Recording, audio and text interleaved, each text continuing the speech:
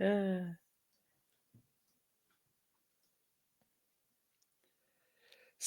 Barkley is among the biggest fallers in ADP among running backs? Huh? We'll try to explain why on this episode of the Locked On Dynasty Football Podcast.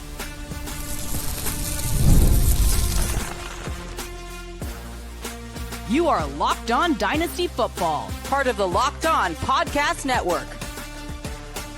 Your team every day. Here are your hosts, Marcus Mosher and Kate Madjuk. Welcome back to the Locked On Dynasty Football Podcast, part of the Locked On Podcast Network, your team every day. We'd like to thank you for making us your first listen of the day. Today's episode is brought to you by Gametime.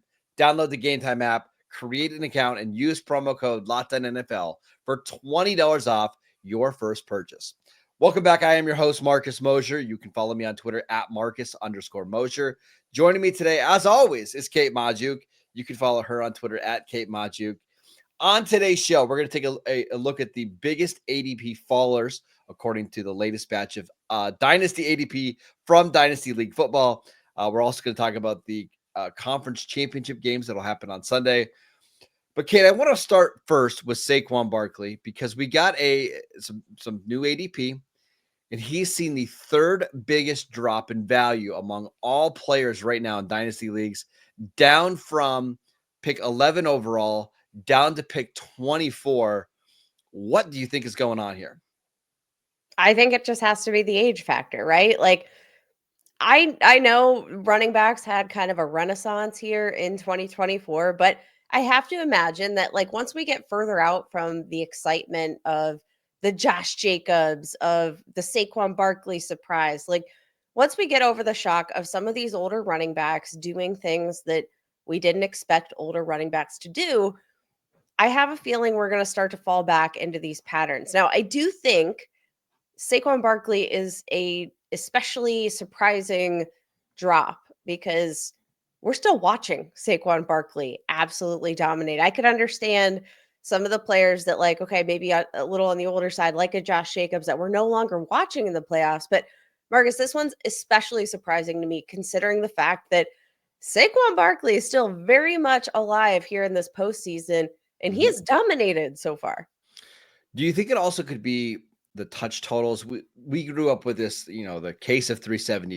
If you had over 370 touches in a single season, you're likely to see a big decrease the following year. Okay, we're over 430 touches right now going into the championship game. I think the Eagles are going to win on Sunday and they're going to go to the Super Bowl. Like, it's very reasonable that we could finish the regular season and postseason with Saquon Barkley having like 470 touches in a single year. And for somebody who hasn't been able to stay healthy, do you think that could be part of it as well? It could be. And I mean, to your point, Marcus, so rookie season, 352 touches. The following year, played only 13 games, 269 touches. Following year, tears his ACL. Following year, 200. Next year, 352. Then we drop off to 288. Now we're at over 400. Yeah, I think that could have something to do with it, because you do wonder, what does this massive workload in an extended season? He's not playing the Giants season anymore, Marcus. This is a much longer season than he has been used to playing here for the New York Giants in the Philadelphia Eagles. Like, I get it 100%. I would love to see some like hardcore data of, some of these running backs that maybe go into the postseason versus the regular season. Maybe that could be like a fun off-season project for us. Well, but I mean, it's not apples for apples, but we saw Christian McCaffrey make a really long run last year, had a huge regular season, a big postseason, and then the following year, dealing with the Achilles injury, missed most of the season. Now, again, that's not totally the same, but Saquon is an older running back. Christian McCaffrey is an older running back who I just don't know if he was able to handle all the work that San Francisco put on him. Yeah, and I mean, I will say, like, over the past 3 years, Saquon Barkley has been relatively healthy, right? Over the last 3 years, played 14 plus games in each, 16 games in each of the last, or in 2 of the last 3 seasons. Like, we have seen him be healthier. I think the fact that, like, I will say the fact that he's had all of these explosive touchdowns, Marcus, like it's not like he's running into a steadfast defensive line. No, he's breaking through the defensive line, or he's bouncing to the outside and running for 40, 50, 60 yards. So like, do you think that helps? Because he's A not little bit. taking some of these bigger Yeah, hits. a little bit. I do want to point out he's down to 24th overall, RB6. So it's not like he's had some massive fall. And this could just be the way that drafters draft. You and I prefer to draft wide receivers early in our startup drafts. And I also think, shameless plug here, I did an article for the 33rd team this morning on the top 12 dynasty rookie running backs. And it's an awesome draft class coming up. And I think if you're a dynasty drafter, you're probably just trying to grab, your Malik Neighbors in round 1. Maybe you try to come back around and grab Marvin Harrison in round 2. And then you'll scoop up running backs later, or you'll just draft running backs later with your rookie picks. I think that's factoring in more than maybe drafters worrying about Saquon Barkley's age or role. Because I do think like next year, there might not be a running back I would rather have in 2025 than Saquon Barkley moving forward. For sure. Yeah. These contenders are going to be very happy with Saquon Barkley, I think. And we always say running backs 1 to 2 year rental. And I do think you have a great point. I mean, the wide receivers that we've seen kind of creep up in terms of their ADP, Lad McConkey, wide receiver 13, Jackson Smith and Jigba, wide receiver 14, Brian Thomas Jr., all the way up to the 6th overall pick in dynasty startup drafts per Dynasty League Football ADP. We are seeing, I think, some rise in terms of maybe some of these younger wide receivers that might afford your dynasty roster a little bit more stability than you're generally going to find at the running back position. So I think all of that comes into account. Now, let's talk about another big time faller at the running back position. We've got Kenneth Walker, who one of my favorite running backs in the National Football League to watch, but he's starting to tumble down draft boards. He is a good running back. He's 24 years old. He plays on an offense that, is finally willing to, or at least was last year. Ryan Grubb no longer in the picture, but finally kind of unlocked him as a receiver this year, but had some health concerns. And there's still this nagging factor of Zach Charbonnet playing just behind him. What all do you think is going into this fall for Kenneth Walker? This is a big fall because he was RB6 in the month of November. I think he's going into the final year of his contract. I think there's a lot of concerns about maybe the direction of the Seattle offense. Like, what is it going to look like? I'm already seeing rumors today, now that the Raiders have hired Pete Carroll, that, hey, maybe Geno Smith could go and be the quarterback with the Raiders, and that Seattle would tear this offense down to the bones. Who knows? I think whenever we talk about running backs that are going into the final year of their contracts, it does get a little scary. And it's not like there's no talent behind Kenneth Walker. We know that Zach Charbonnet is a quality back. I think there's just some concerns about what is his workload going to look like in 2025? What does the long-term future look like beyond 2025? And how good is this offense going to be next year? And the workload definitely is a fair question, because I do feel like, whenever Kenneth Walker was available to the Seahawks this year, they utilized him in a full workhorse role. Like, it was either kind of Kenneth Walker or bust. Even after we saw Zach Charbonnet kind of gain his footing in the offense, it was still Kenneth Walker's show when he was healthy. But on the flip side of that coin, Kenneth Walker also had just kind of injury after injury all season long when he was utilized in that way. So one of the most explosive running backs in the league, I wouldn't be surprised to see him, maybe move on this offseason. Maybe there's a team that, they don't want to necessarily invest a high pick in a running back in this year's draft, but are looking for a veteran who they know is, just a reliable every down running back. He proved himself as a receiver this year. I wouldn't be surprised if they do strip this offense down to the bones, right? If they move on from Geno Smith, they trade DK Metcalf, I have to envision that Kenneth Walker on the last year of his deal is going to be a part of that as well. I do want to mention, so he's down to RB13, but if you look at the overall rankings, so James Cook is 45th overall, Josh Jacobs 47th overall, Derrick Henry 48, Chase Brown 49, Kenneth Walker 50, and their ADPs are all very, very similar. So listen, we do the same startup draft next month, Kate, and I could see Kenneth Walker jumping several of those guys. So it's not a huge, huge drop in terms of the positional value, but overall, seeing him drop from 24th overall, like at the back of the end of the second round of your startups, top of the third, down to being a fourth, fifth round pick, that is a pretty big drop. Again, I think this has more to do with how dynasty drafters think and draft rather than maybe what they think of Kenneth Walker, because you are seeing receivers that we don't even necessarily love, like Jameson Williams, going ahead of all of those running backs who we talked about on Thursday's show.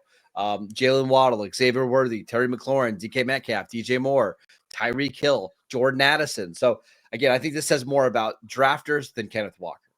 Yeah, I think that's 100% fair. And I don't know, but what's interesting, Marcus, we have some wide receivers that have also taken quite a tumble that we can't blame the same things on, right? Like we can't blame the fact that all these running backs are climbing up the draft board for the reason why these wide receivers are falling. So I think we've got a very interesting discussion coming up.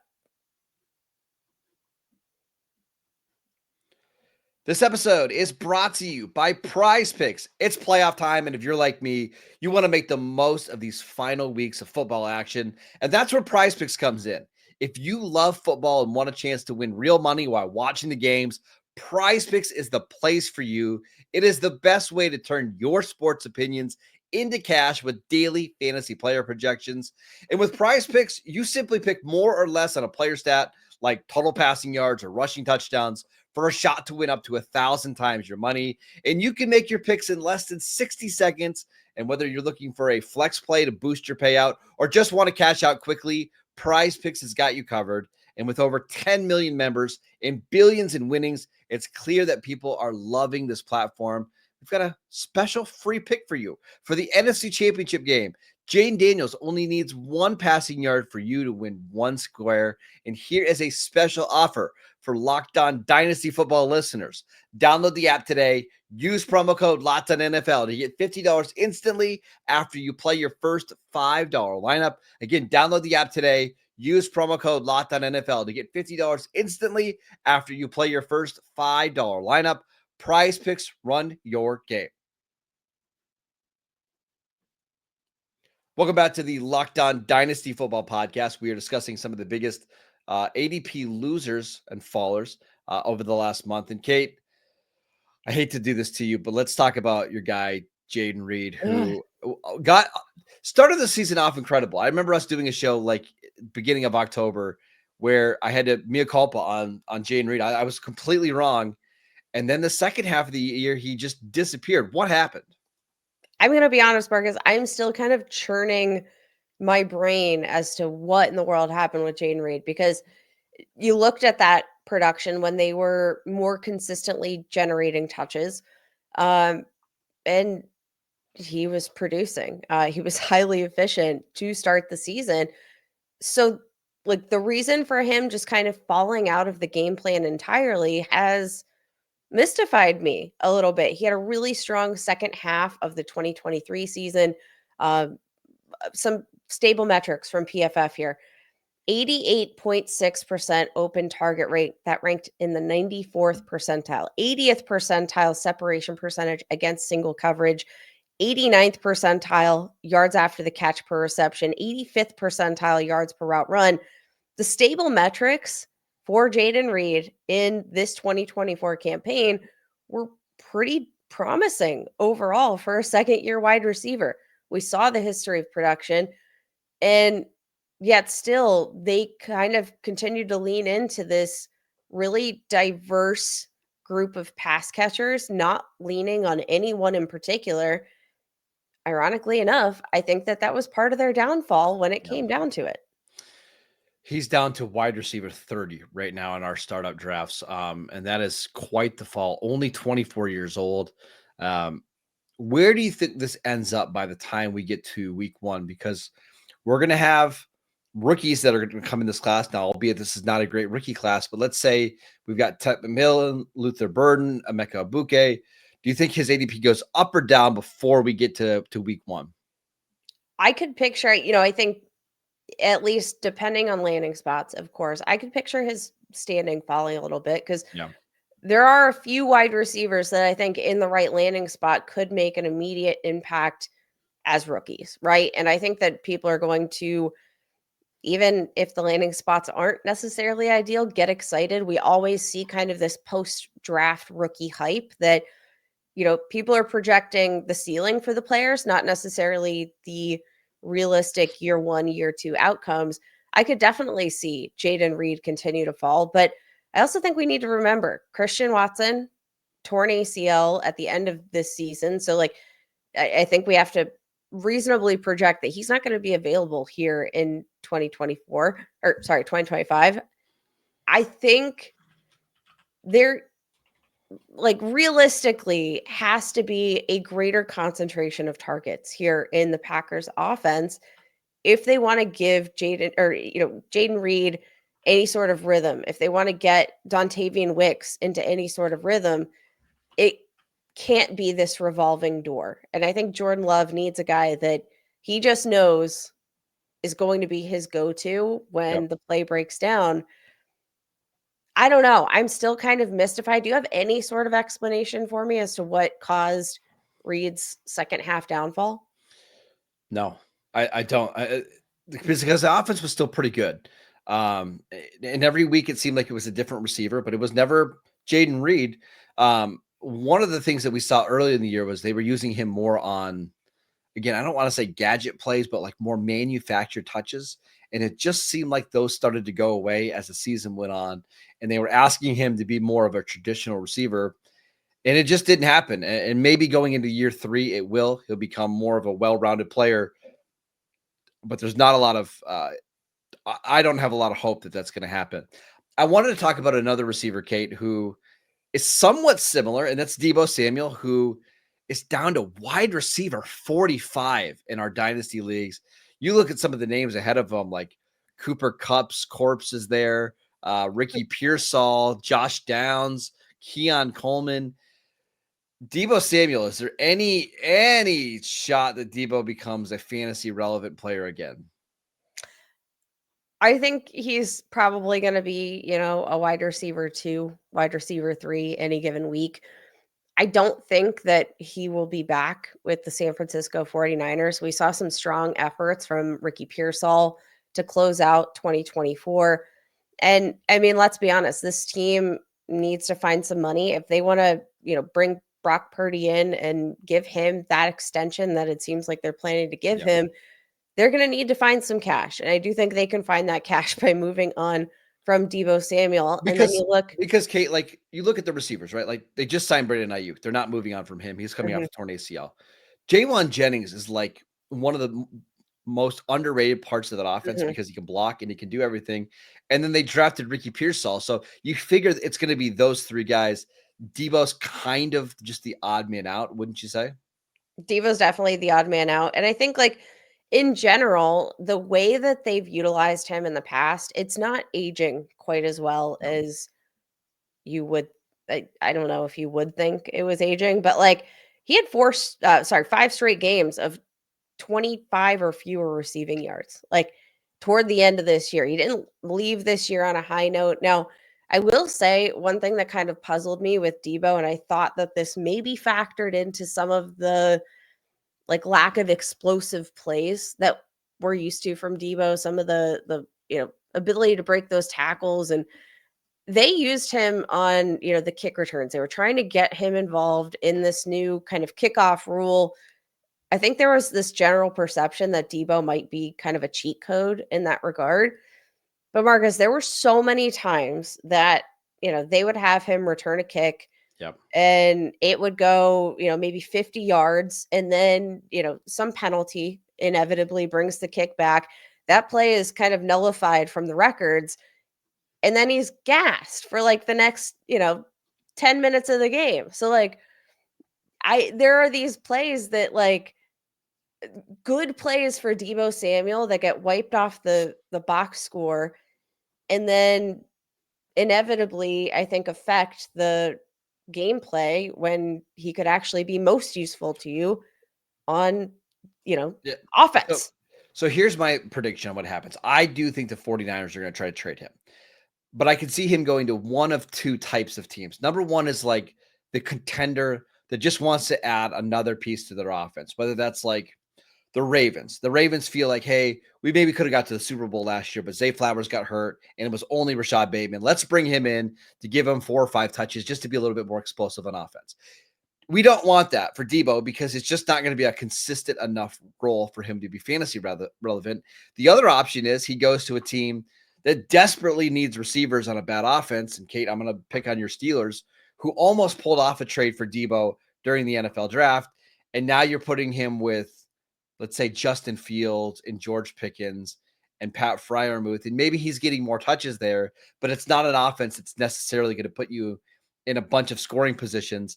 And I don't think we're going to like that either. So I can see why his ADP is at this spot where he's basically being valued as like a wide receiver 4, wide receiver 5. And frankly, Kate, I look at some of the players next to him, like the guy directly behind him, Rashad Bateman. I would just rather have Rashad Bateman moving forward than Deebo Samuel. Out of curiosity, can you name a place where you think Deebo Samuel would actually gain value if he were to be traded there? Maybe Tampa Bay as like the slot receiver replacing Chris Godwin, just catching a bunch of short passes from Baker Mayfield. I think that's fair, but I also think like probably not a realistic. I think this team probably likes Jalen McMillan, right? And Chargers, maybe like basically he becomes the version of Quentin Johnston that they were hoping to get, like somebody that they could actually hand the ball off 4 to 5 times a game and get enough targets in the passing game from Herbert. I think those are fair enough points, but like none of these options get me excited about Deebo Samuel. And I think that's the point I'm trying to make is that like there's no landing spot for Deebo Samuel where I'm like, ooh, if he landed here, would I be like, okay, I need to go out and I need to trade. I need a share of Deebo Samuel.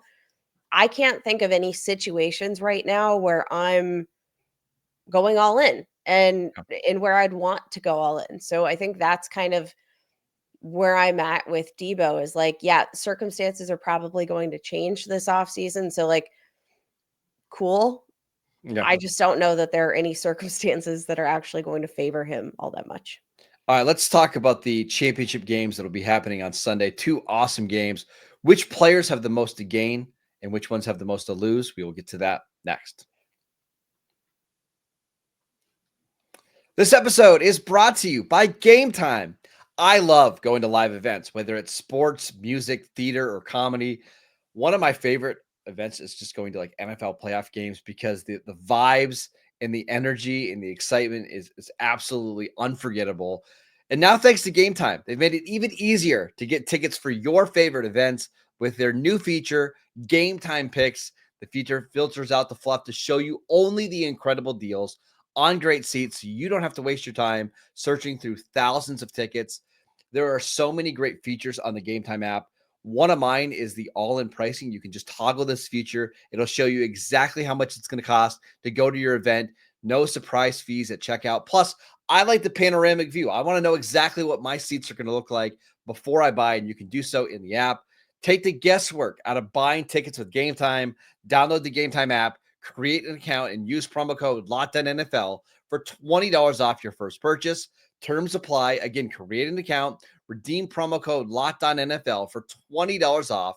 Download Gametime today. What time is it? Gametime. Welcome back to the Locked On Dynasty Football Podcast. We'd like to thank you for making us your first listen of the day.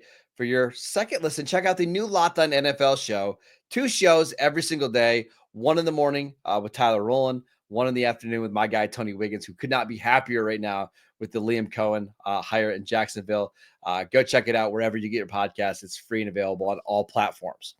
All right, Kate, let's preview championship weekend. Who are some players that you think could gain or lose the most this weekend?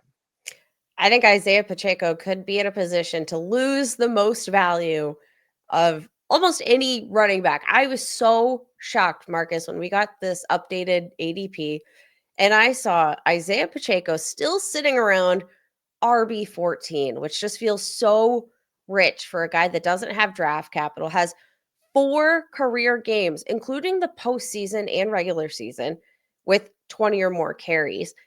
The fact that Kareem Hunt came in week 1 off the couch and handled more rush attempts than Isaiah Pacheco has ever had in his NFL career is a huge indictment for me. And we saw it carry over into this postseason so far in the divisional round.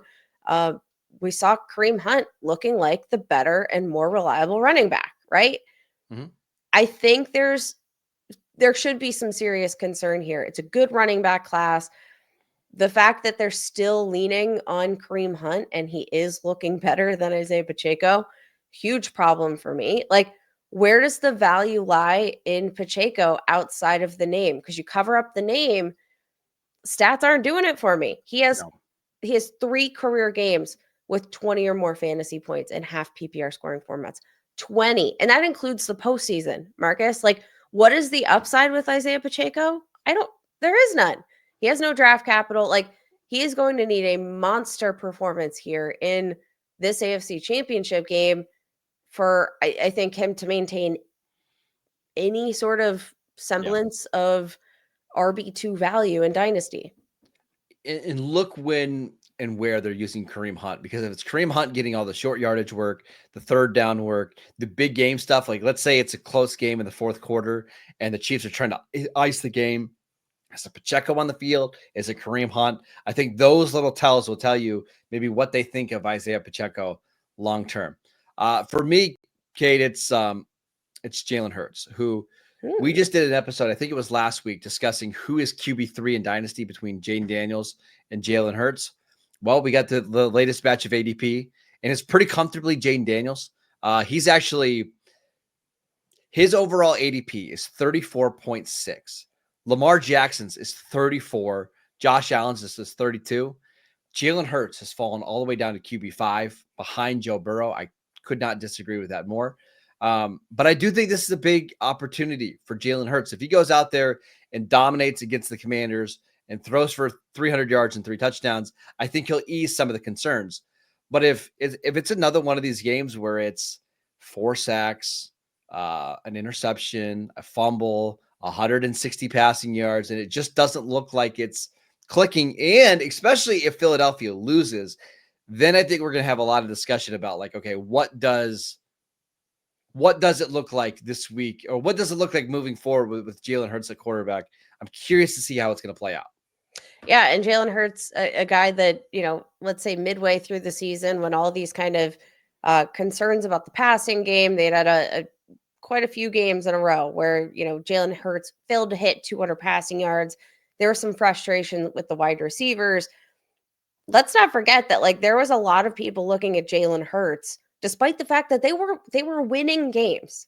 They were absolutely dominating in the win-loss column, and there were still people going after Jalen Hurts as a indictment on the passing game. And I think that was eye-opening for me a little bit in terms of, like, what does the general public think of Jalen Hurts? It was kind of this moment where I was like, okay, so when things go wrong, why is it the quarterback that, they're immediately placing all blame on? I think that was kind of telling for me, right? Maybe. I think he's going to be fine. I'm not too worried about it, but I can see a world in which if Philadelphia loses, and again, I don't think they're going to lose this weekend, but if they lose, Howie Roseman might look at their team and be like, hey, I just put together an all-time great roster, and we had home field advantage basically throughout the playoffs, and it still wasn't enough. Maybe it's time for us to think about a different option. But again, I don't think that's going to happen, because I think they're going to win, and I think they're going to go to the Super Bowl, and I kind of think they're going to win the Super Bowl. Woo! And all this will be moot, Kate. Like, if Jalen Hurts wins the Super Bowl with the Eagles and he's taken them there already in 2022. I'm not worried about it. All right, that is it for today's show. We want to thank you for making Locked On Dynasty Football your first listen every single day. Go check out the podcast wherever you get your podcasts. We are free and available on all platforms. Follow Kate on Twitter at Kate Majuk. I'm at Marcus _Mosher, and we will see you right back here on Monday.